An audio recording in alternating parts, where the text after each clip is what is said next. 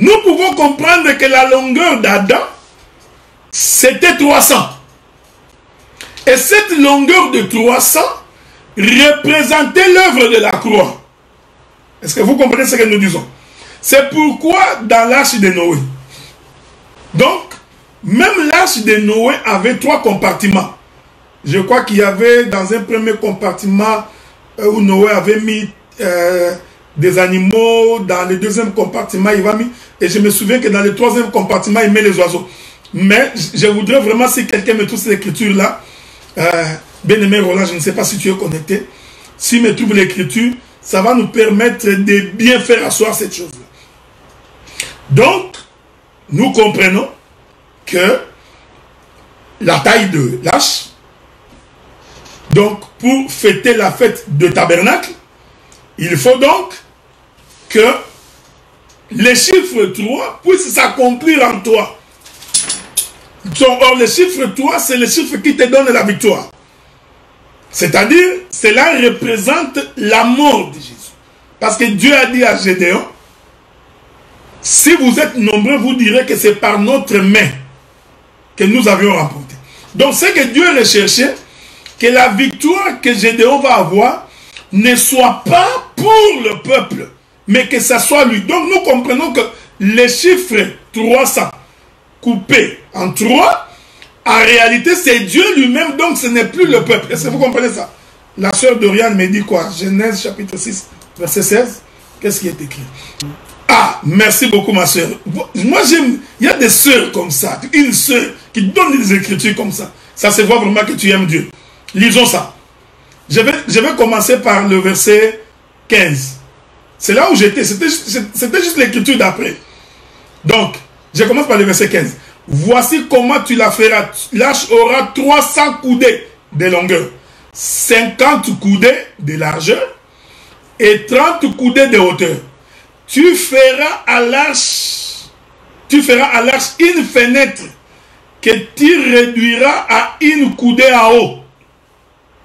Tu établiras une porte sur le côté de l'arche et tu construiras un étage inférieur, un second et un troisième. Voilà. Et Dieu te bénisse, ma sœur Doriane. Donc, l'arche avait 3 niveaux. Donc, l'arche avait un niveau inférieur, l'arche avait un niveau milieu, et l'arche avait un niveau supérieur. Est-ce que quelqu'un me comprend? J'aime la Bible, frère. Donc, l'arche en lui-même, j'aime ça, j'adore ça. L'arche en lui-même avait 3 dimensions. Je suis en train de vouloir m'envoler. Ok? Toujours pour expliquer la longueur d'Adam. La longueur d'Adam. Donc l'arche était subdivisée en 3 niveaux. Donc il y avait une partie en bas, la partie du milieu et la partie supérieure. Si tu regardes bien, tu verras que l'arche avait la dimension du tabernacle. Parce que le tabernacle aussi était divisé en 3 parties. Nous avions le parvis, les lieux saints et les lieux très saints. Est-ce que vous me suivez? Suivez-moi bien. Suivez-moi attentivement. Donc, souvenez-vous que je vous avais dit que Adam c'était l'arche, c'était le tabernacle de Dieu. Donc, Adam c'est là où Dieu habitait. Donc, nous comprenons que la taille d'Adam, donc sa longueur, était subdivisée en 3 parties. Je suis en train de balancer la nuée de plusieurs manières. Ok? Donc, dans la première dispensation, j'explique que le chiffre 300, c'est le chiffre 3. Ce n'est pas moi, c'est Gédéon. Gédéon prend les 300, il les subdivise en 3 camps. 3, 1, 2, 3. Ok? Donc, ce sont les 3 camps, chiffre 3, qui donnent la victoire au peuple. Et nous disons que cette chose, c'est ça même la dispensation du Seigneur Jésus-Christ. Remarquez cette chose. C'est pourquoi, dans l'arche, nous avons 3 dimensions. Je crois que je vais rester ici longtemps. Je pensais que j'allais finir aujourd'hui, mais je ne finis pas aujourd'hui. Parce que je rentrerai pour expliquer les animaux qui étaient en bas, quels sont les animaux qui étaient au milieu et les animaux qui étaient au sommet. Parce que c'est au sommet qu'il a mis les oiseaux. Ok? On va revenir après.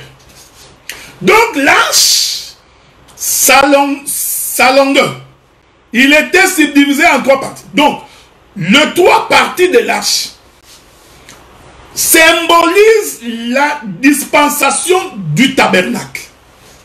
Quand vous lisez les livres d'Exode et de Lévitique, vous allez vous rendre compte que le tabernacle était divisé en 3 parties. Nous avions la partie du parvis. C'est la partie extérieure. J'aime ça. Nous avions la partie, le lieu saint, où l'on trouvait le pain, le chandelier. Est-ce que vous comprenez? Et nous avons également le lieu très saint. Donc, nous comprenons qu'en réalité, l'arche, si vous regardez bien, c'était en réalité le tabernacle. J'aime ça. Est-ce que vous comprenez ça? Donc, et le lieu très saint, c'était la partie où Dieu lui-même habitait. Donc, c'était le sommet. Voilà pourquoi la partie supérieure de l'arche correspond au lieu très saint. La partie du milieu, dans le 2e étage, correspond au lieu saint. Et la partie inférieure, c'est-à-dire le 3e étage, correspond au parvis. Je voudrais exhorter. Je voudrais exhorter un peu. Bien-aimé dans le Seigneur, tout celui qui rentre dans l'arche de Noé commence d'abord par entrer par la partie inférieure. Personne ne peut entrer dans l'arche sans commencer par la partie inférieure. Donc la porte pour entrer, c'est en bas.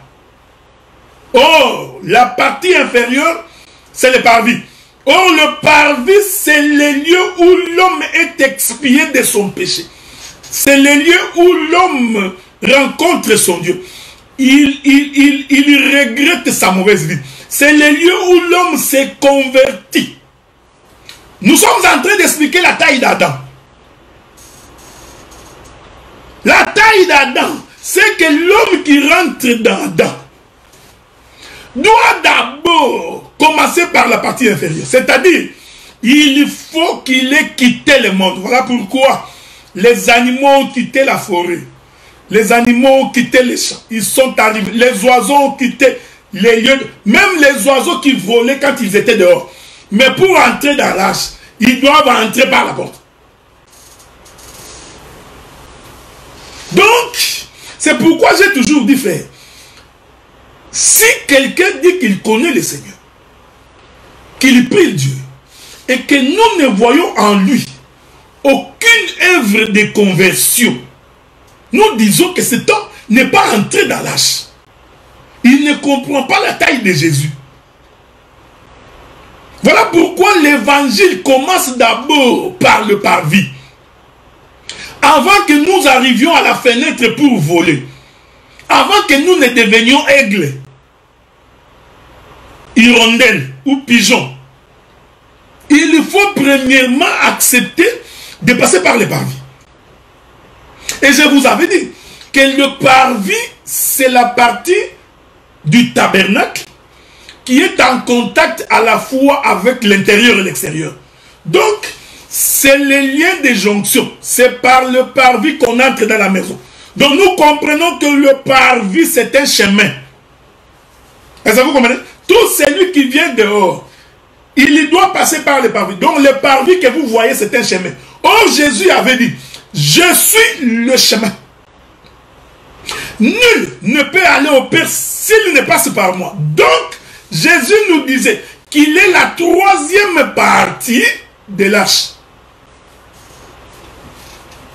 Est-ce que vous comprenez? Donc, la 3e partie de l'arche, qui est le parvis, vous comprenez que c'est aussi Jésus. C'est pourquoi il dit que nul ne peut aller au Père. Nul. Je suis le seul chemin. Il n'y en a pas de... Tout chemin mène à Rome, c'est bien. Tu veux aller à Rome, tu peux emprunter n'importe quel chemin. Puisque tout chemin mène à Rome. Mais nous avons l'évangile. Que tout chemin ne mène pas dans l'arche. Pour entrer dans l'arche, tu dois accepter de passer par le parvis. Et nous disons au parvis, il y a les pleurs. Frère, c'est dans les parvis qu'on entend les gens en train de pleurer. Viens au parvis, tu verras la vache en train de crier, bah, la chèvre, les boucs, bah, bah. Donc, dans le parvis, il n'y avait que les cris de pleurs. C'est-à-dire que l'animal souffre, il regrette son péché. Je parle ici à des fils de prophètes. Donc, c'est au parvis que nous trouvons les pleureuses.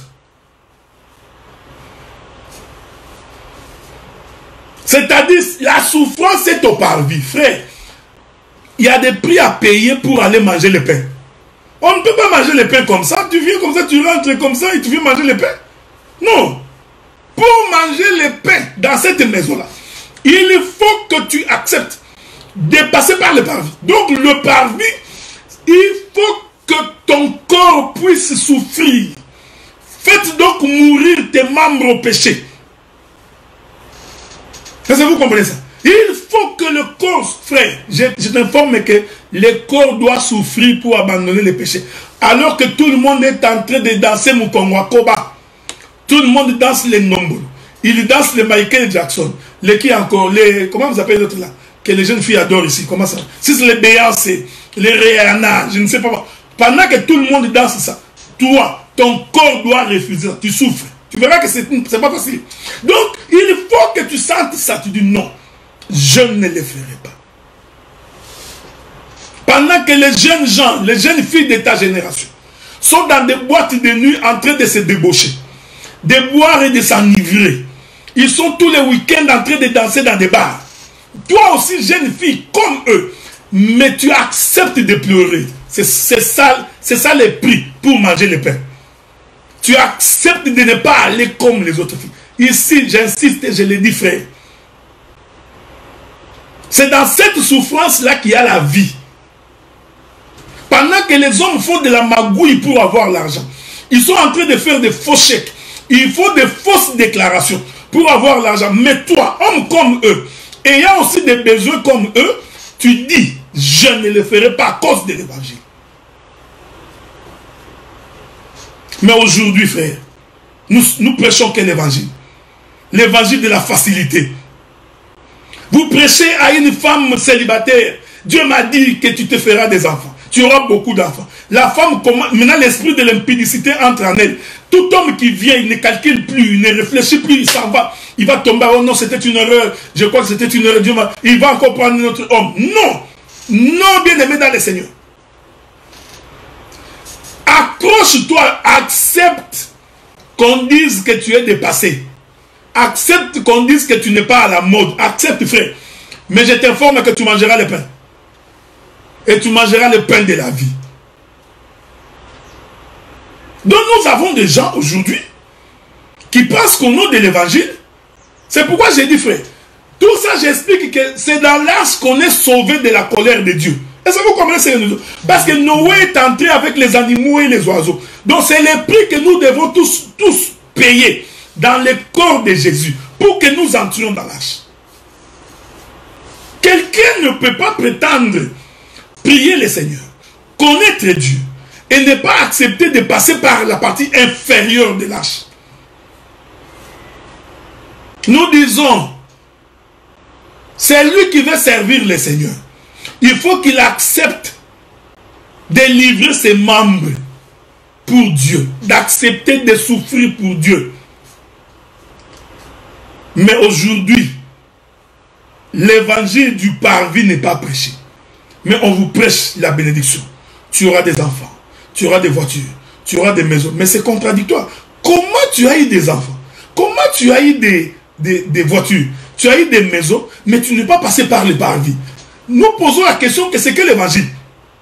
Parce que l'évangile que nous avons, frère, c'est que pour jouir du fruit du pays, J'insiste, frère.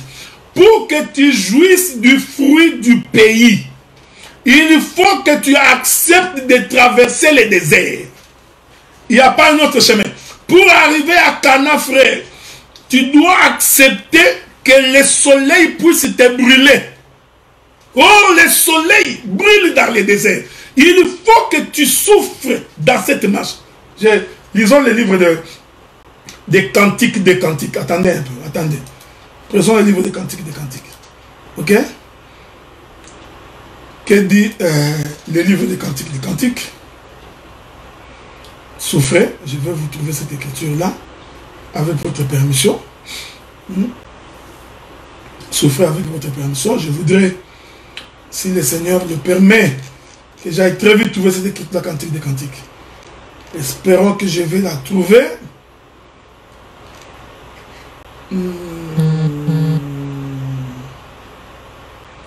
Je ne sais pas si... Je ne sais pas si... Voilà. Cantique des cantiques, chapitre 1er. Cantique des cantiques, le premier chapitre. Nous lisons. Je vais vous sauter... Je vais commencer par le premier verset. L'écriture dit qu'il me baise des baisers de sa bouche. Là, tous les impudiques vont écrire ils écrivent des lettres à leurs femmes en utilisant cantique des cantiques sans comprendre que c'est toute une prophétie. Car ton amour vaut mieux que le vin. Tes parfums ont une odeur suave. Ton nom est un parfum qui se répand. C'est pourquoi les jeunes filles t'aiment. Un impudique va utiliser ce verset. Frère, si tu n'as pas le courage de draguer, laisse cantique des cantiques tranquille, ok? Tu es là, tu vas écrire. Vous savez, aujourd'hui, c'est devenu facile. Avec les réseaux sociaux, tout est au téléphone. Donc, ça devient facile, hein? Même quand tu ne vois pas la personne, tu prends ton téléphone, tu peux lui envoyer, mais c'est tout ce que je t'aime, je t'adore. Tout le temps que je dors, je pense à toi. Mais si elle était en face de toi, tu serais incapable de parler. À cause des téléphones, là, tu es devenu tout courageux. Nous avons découragé aujourd'hui à cause des réseaux sociaux. Découragé. Des gens qui, des fois, ne pouvaient même pas se tenir pour parler, mais tu vois, à cause des réseaux sociaux, donc, comme il ne te voit pas, il peut t'insulter. Il peut te dire tout ce qui passe dans sa tête. Ok? Entraîne-moi après toi. Nous courons. Les rois m'introduisent dans ses appartements. Nous nous égayerons, nous nous réjouirons à cause de toi. Nous célébrons ton amour plus que le vin. C'est avec raison qu'on t'aime. Si je pouvais vanter Jésus, comme un évangéliste, s'il prend ces versets, qui peut ne pas aimer Jésus? Parce que c'est de lui qu'il est question. Verset 5. Je suis noire, mais je suis belle. J'aime ça. Elle est noire. Elle est noire, mais elle est belle. Les noirs ici, ce n'est pas les noirs de ta peau. Mais je suis belle, fille de Jérusalem. Comme les tentes de Kédar. Comme les pavillons de Salomon. Maintenant, j'aime ce qu'il dit. Ne prenez pas garde à mon teint noir. C'est le soleil qui m'a brûlé. Voilà. Donc, être noir, c'est être belle. Mais pour que tu deviennes belle, il faut que le soleil te brûle. Or, le chemin du soleil, c'est le chemin du désert. Voilà pourquoi j'ai dit, quelqu'un ne peut pas entrer dans l'arche s'il n'entre pas par la partie inférieure. La partie inférieure, c'est le parvis. Et au parvis, l'homme doit accepter de souffrir. Aujourd'hui, plus personne n'a de l'amertume quand il pêche. Ça ne devrait pas être ainsi. Ça ne devrait pas être ainsi. Quand un homme a mal agi et qu'il vient au parvis, il doit pleurer. C'est-à-dire il faut qu'il regrette son péché. Qu'il regrette son amertume. Non. Aujourd'hui, nous avons des chrétiens, ils insultent. Ça ne le dérange pas. Il est tout le temps en train de justifier ses péchés. Il vole les biens d'autrui. Et on l'appelle chef, grand maître, président. Un voleur, mais président. Et un voleur devenu Yankee. On se pose la question, mais ce monde-là, il va où? Un voleur est devenu Yankee. Donc celui qui vole, on l'appelle Yankee. Yankee. Il prend la femme d'autrui, Yankee. Djoko, Djoko, Djoko. Hein? Comme on dit ces jours-ci, Djoko, Djoko, Djoko. Ah, Djoko, un voleur. Il prend la femme d'autrui, il est Djoko. Est-ce que vous comprenez? Donc l'esprit d'un père, même dans les choses de Dieu, comme on dit chez nous, nous sommes à casse de nous. Un père misoga, mais un père misoga, des voleurs. Donc l'église, plus personne ne regrette. Donc il est dans l'église, pendant qu'on prie, il est en train de calomnier son frère qui est assis devant. Il insulte les chaussures de la sœur. Tu as vu sa robe? Sa robe, c'est comme la robe de sœur qui vient de Bima. Oh non, non, mais tu vois, il a porté une jupe comme les gens de Pévalon. Là, il est dans l'église, il l'insulte. Est-ce que vous comprenez ça, frère? Non. Les filles de Dieu, les fils de Dieu, doivent être des modèles dans le comportement, dans la conduite, dans la manière d'être, dans la manière de parler. Il doit avoir le respect mutuel. C'est ça, passer par le parvis. C'est pourquoi je vous avais fait remarquer, lorsque les lions étaient dans la forêt, ils pouvaient manger l'antilope. Dès que l'antilope voit les lions dans la forêt, la gazelle, elle va courir comme une flèche. Parce qu'elle sait que les lions vont me bouffer. Mais quand ils ont traversé la partie inférieure de l'arche, les lions qui bouffaient, j'étais fort mes frères, les lions qui bouffaient l'antilope ne pouvaient plus bouffer l'antilope. Pourquoi? Parce qu'il a été brisé. Tous les méchants, les féroces, quand ils traversent la porte inférieure de l'arche, la nature change. Donc un enfant de Dieu, c'est quelqu'un dont la nature a changé. Si nous t'avions connu à l'époque que tu étais un violent, que tu tapais les gens, mais quand tu crois au Seigneur, nous devons témoigner que l'homme est devenu doux. Si tu étais un coureur de jupons, nous devons savoir que maintenant qu'il a connu le Seigneur, il ne court plus derrière les femmes. Mais c'est étonnant, quelqu'un qui prie le Seigneur, qui connaît Dieu, il courait derrière les jupettes. Quand il était dans le monde, il vient au Seigneur, c'est toujours un coureur de jupons. Aujourd'hui, nous avons des prédicateurs, même quand nous étions dans le monde, ils étaient incapables de draguer. Je dis bien incapables. Mais depuis qu'on lui a donné les micros du sango, et qu'il se met devant les gens, donc il pense qu'il est arrivé, donc il se permet le luxe de draguer toutes les sœurs. Les chantres, pareil, le fait qu'ils chantent là, on colore, donc les chantres, ils se voient comme Gilles Piana. Ils s'identifient comme vos musiciens du monde. Donc comme les musiciens du monde sont des stars, ils ont du succès, les femmes accourent derrière, le même esprit, il amène ça dans l'église, il croit qu'en chantant, dans ça, les sœurs vont tomber syncope. Mais bien aimés dans le Seigneur, nous allons où? C'est ça la taille d'Adam. Vous comprenez? La taille de Dieu, Jésus. La taille de Jésus, nous commençons par la partie inférieure. Il faut entrer. C'est ça même le tabernacle. C'est ça la fête du tabernacle. C'est-à-dire entrer. Mais pour entrer, il faut accepter de mourir. Voilà pourquoi l'arche était subdivisée en 3 parties. Nous avons la partie inférieure, la partie du milieu et la partie supérieure, qui attestait du chiffre 3. Les 300 coudées. Est-ce que vous voyez ça, frère? La longueur de l'arche était de 300 coudées. 100 coudées, 100 coudées, 100 coudées. Ce qui faisait le chiffre 3.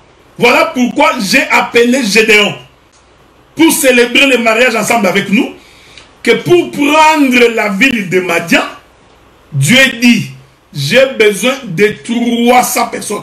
Mais ces 300 personnes, subdivise-les en groupes de 3. La partie inférieure, la partie du milieu et la partie d'en haut. Donc le parvis, le lieu saint et le lieu très saint.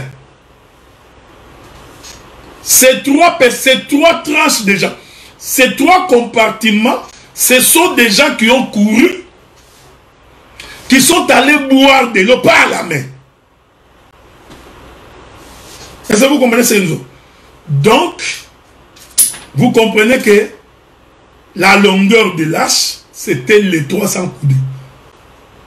Et j'ai expliqué ce que signifie le 300 coudées. Nous allons conclure pour aujourd'hui. Nous allons continuer le samedi prochain, mais lisons l'écriture. Lisons l'écriture pour conclure pour aujourd'hui. Là où nous étions toujours. La Bible dit, voici comment tu la feras. Genèse 6,15. L'arche aura 300 coudées de longueur, 50 coudées de largeur. Le samedi prochain, le dimanche prochain, je vais expliquer les 50 coudées. J'expliquerai les 50 coudées de largeur et les 30 coudées de la hauteur. Pour faire asseoir la taille d'Adam, qui est la taille de Jésus. C'est pourquoi il y a une écriture qui dit, attendez, je voudrais trouver cette écriture-là pour vous. Ok? La Bible dit ceci. Je suis ici avant la mort du Seigneur. Avant la mort du Seigneur. Je vais vous donner quelques écritures pour conclure aujourd'hui. La Bible dit ceci. Je suis dans le livre de... Voilà.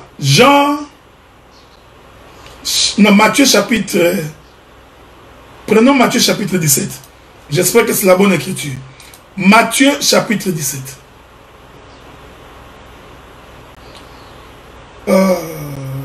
Attendez. Non, ce n'est pas ce que je cherche. Ce n'est pas ce que j'ai. J'aime ça, mais ce n'est pas ce que je cherche. Ok? Je vais aller trouver autre chose. Parce que ça, j'en parlerai plus tard. Mais ce que je cherche, c'est une autre écriture que je cherche. Souffrez, hein? Souffrez avec moi. C'est là qu'on va finir bientôt. Je sais qu'on a couru. Ok?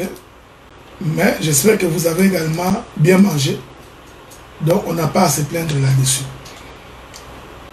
Bon, prenons, je crois que... Allons voir qu'est-ce que Marc nous dit. Ok, allons voir qu'est-ce que Marc nous dit.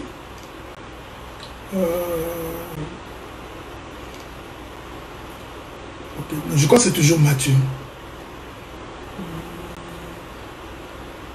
Il y a une écriture où le Seigneur, avant de mourir, il prend Pierre, Jacques et Jean pour aller prier. C'est l'écriture que je cherche.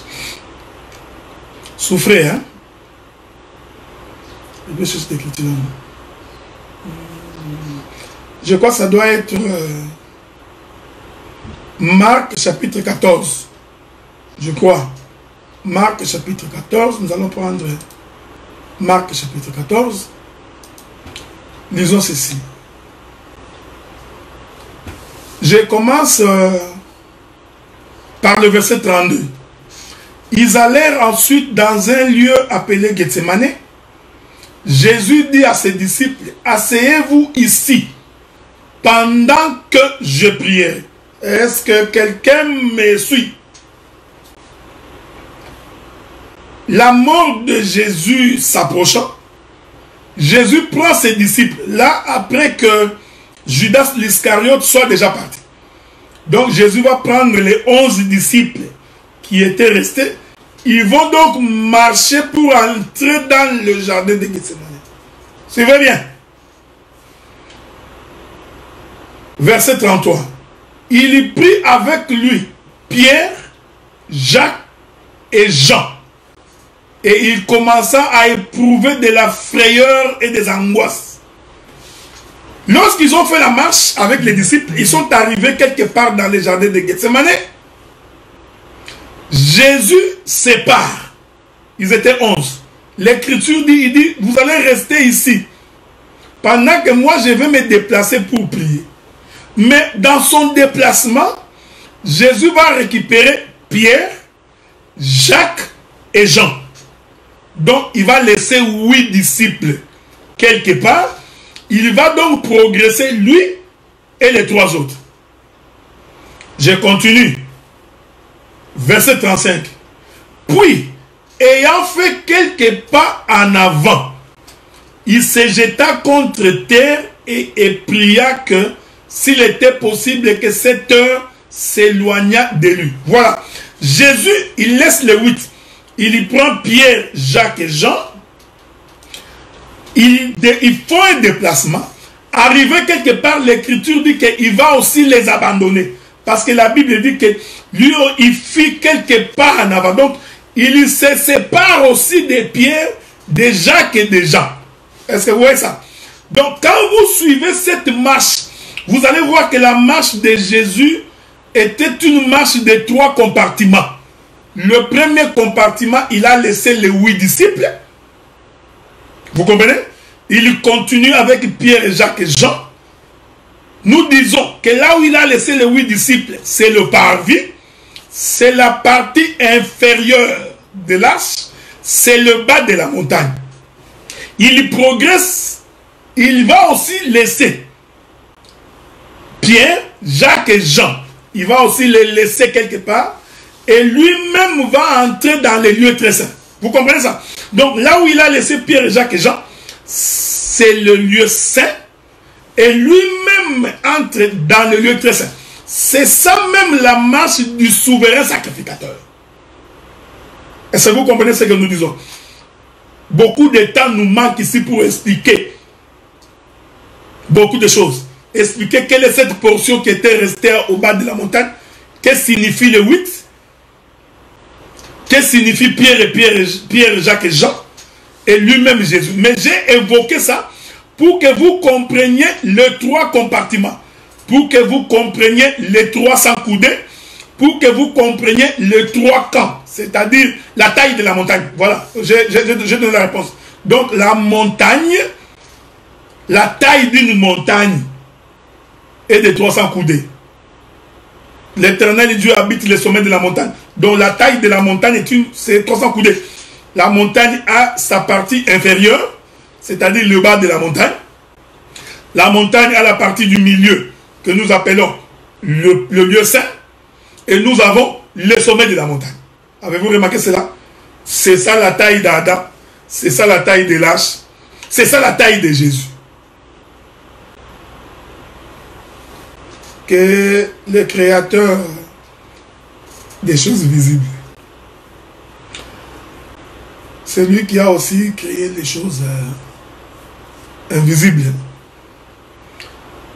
qu'il vous garde et qu'il vous protège dans le précieux nom